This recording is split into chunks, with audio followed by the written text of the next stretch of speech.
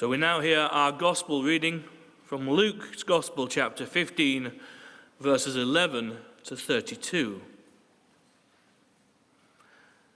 Then Jesus said, "There was a man who had 2 sons. The younger of them said to his father, 'Father, give me the share of the property that will belong to me.' So he divided his property between them. A few days later, the younger son gathered all he had and traveled to a distant country. And there he squandered his property on desolate living. When he had spent everything, a severe famine took place throughout that country, and he began to be in need.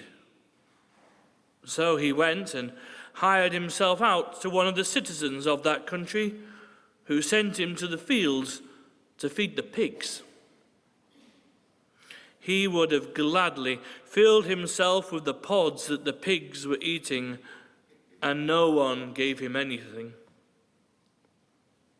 But when he came to himself, he said, 'How many of my father's hired hands have bread enough to spare, but here I am, dying of hunger? I will get up and go to my father, and I will say to him, Father, I have sinned against heaven and before you, and I am no longer worthy to be called your son. Treat me like one of your hired hands.' So he set off and went to his father. But while he was still far off, his father saw him and was filled with compassion.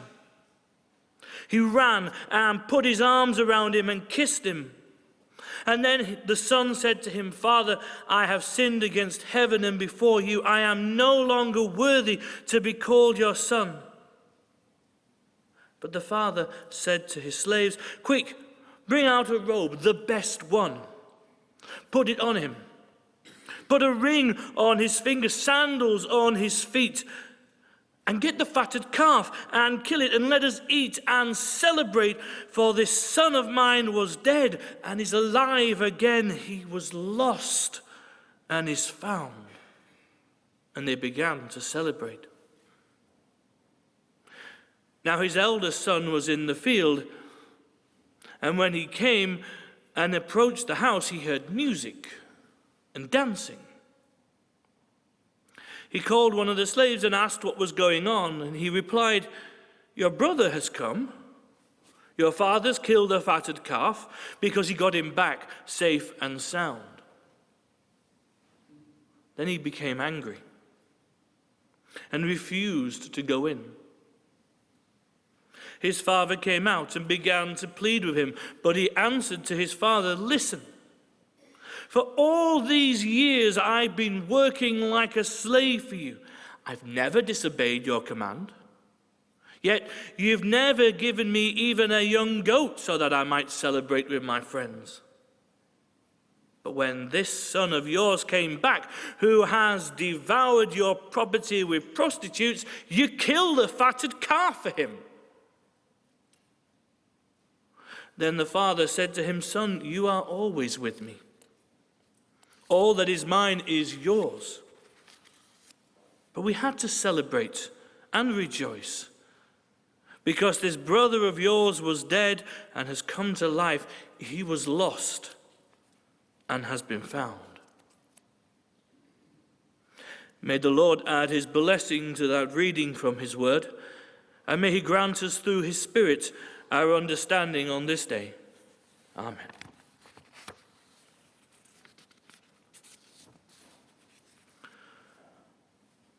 Firstly, let me begin by thanking you all for your welcome that I've received, not just this day, but since I arrived, and in the planning as well.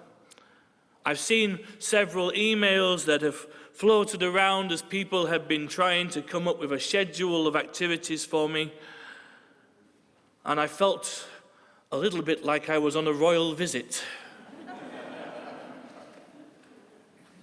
So on behalf of my mother and I... No, I won't do the accent.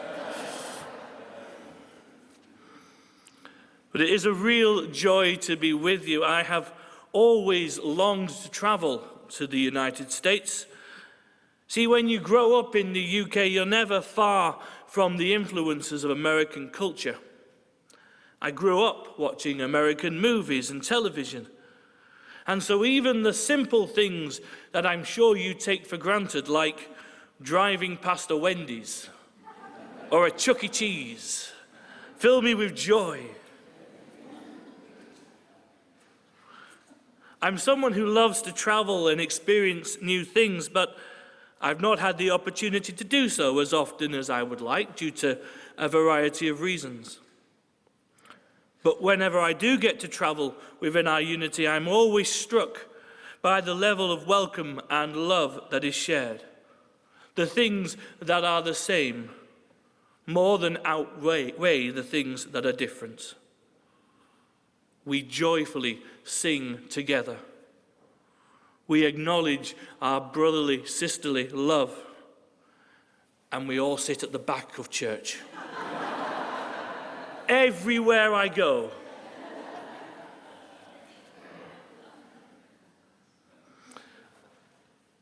We are brothers and sisters. Families are complicated, though, sometimes. And family is at the heart of our gospel reading today. Whenever Jesus tells his parables, he always makes them as relatable as possible to his audience. And whilst we might not be as familiar today with shepherds and oil lamps, we can all relate to family. The story of the prodigal son is one of my favorite parables that Jesus uses. These stories are so layered, there's always something new to discover. Which means that whilst many of us are so familiar with our story today that I could have just stood up and gone, today's reading is the prodigal son, and sat down again, there's always something new. In the movie Shrek, yes, I do tend to go all over the place, bear with me. Shrek says that ogres are like onions, because they have layers. And so it is with our stories of Jesus. So let's start peeling. And I hope that in so doing, unlike if I was using a real onion, I won't make you all cry. So, let's start at the very beginning, a very good place to start. We see a man with 2 sons. And the younger of sons goes to him and says, "Father, I want my inheritance." Now, on the face of that, that's greedy. Perhaps more than a touch impatient. But it's worse than that. If we think, when do we get our inheritance? Well, it's only when our father and our mother pass away. He essentially goes to his dad and says, when are you going to die? There's a story told of a young boy who goes to his grandfather and says, "Granddad, do an impression of a frog." The grandfather says, "No, why would I? No, I'm not going to. Oh, please do an impression of a frog." And he says, "Well, why?" And the little boy says, "Well, my dad says, when you croak, we can go to Disneyland."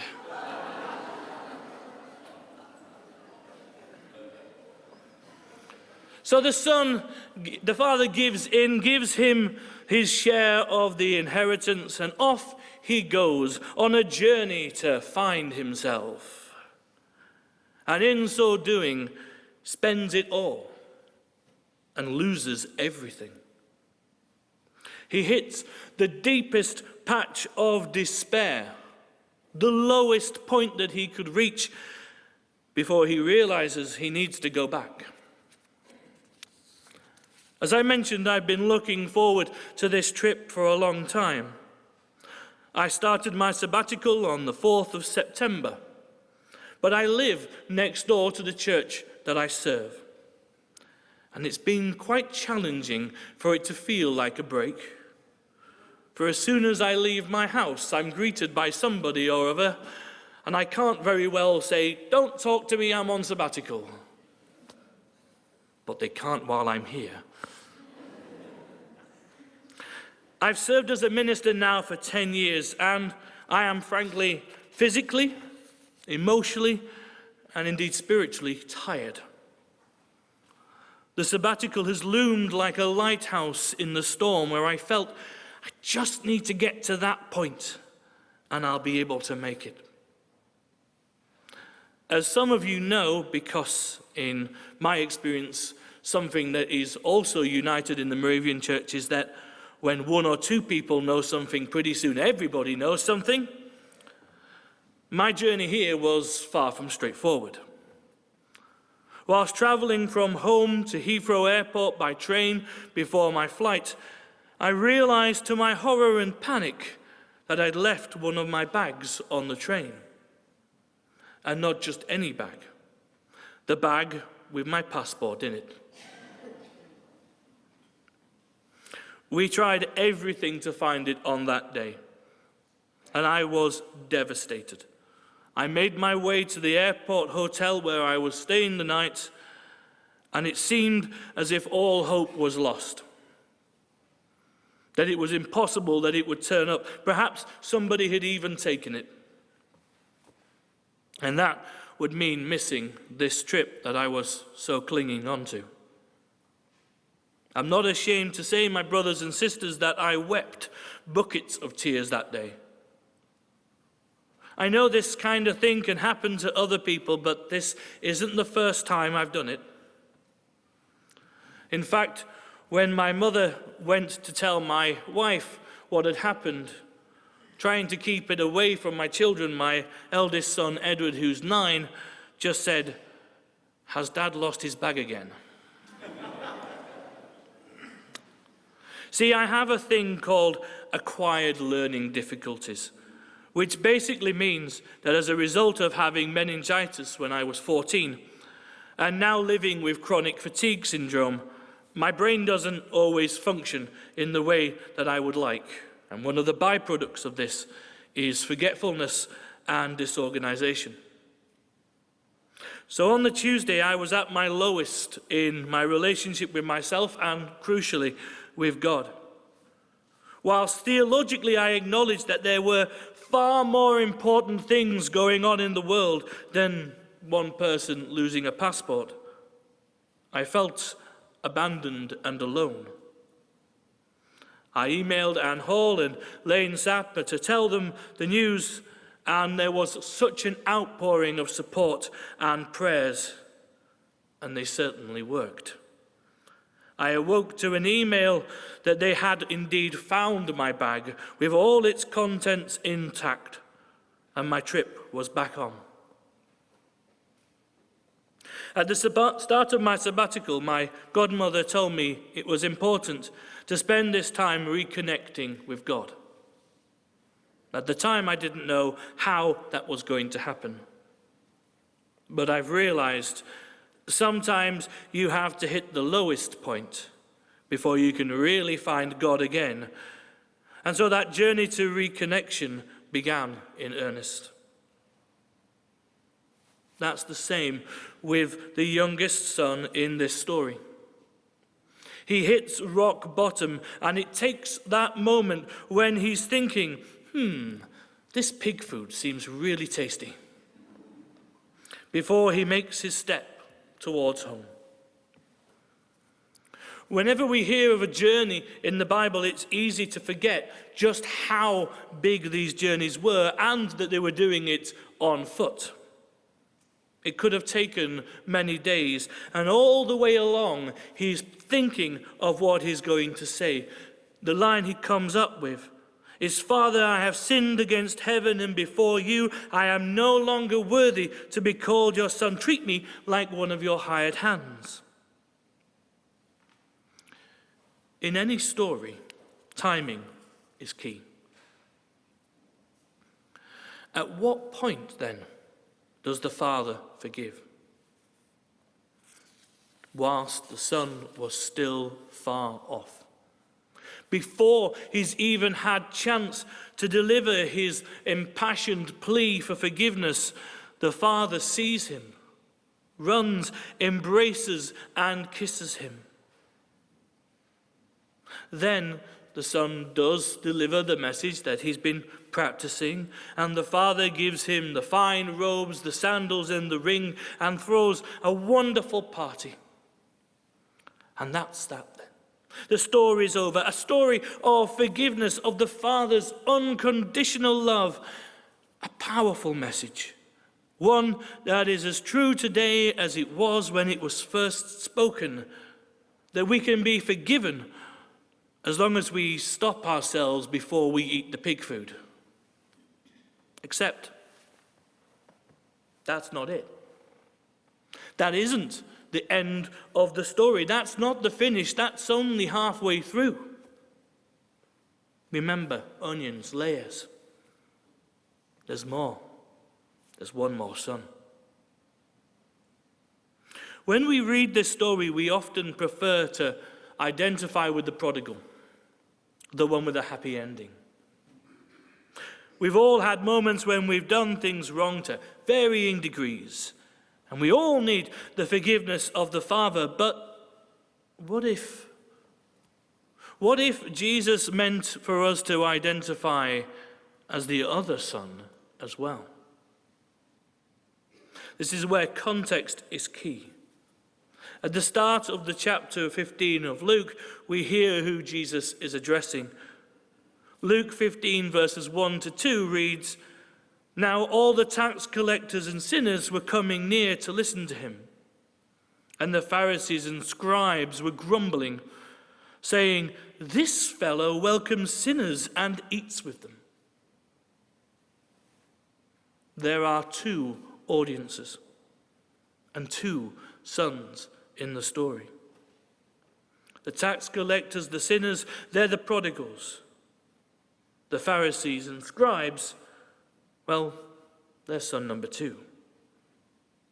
And as uncomfortable as this might be to realize, we can often identify as much with that other son as the prodigal. On the face of things, what happens to the prodigal son doesn't seem fair. I preached on this passage a few months ago at Fulneck, and one of the members afterwards told me how he'd always struggled with it. It's not right, though, that he got to go away and do all sorts while the other son did all the work. And then when he came back, he was forgiven as if nothing had happened. And he's right. It's not fair. The older son's point is that I've been here, doing all the work. I've not had a special party. I've not got the fancy robe, sandals and rings. It's not fair. But here's the thing.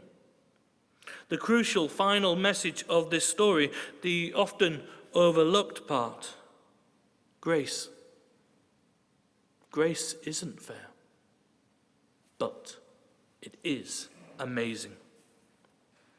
When we take the older son's position, we are judging the prodigal through our eyes, through our own sense of right and wrong, through our understanding of justice, and we do that far too often.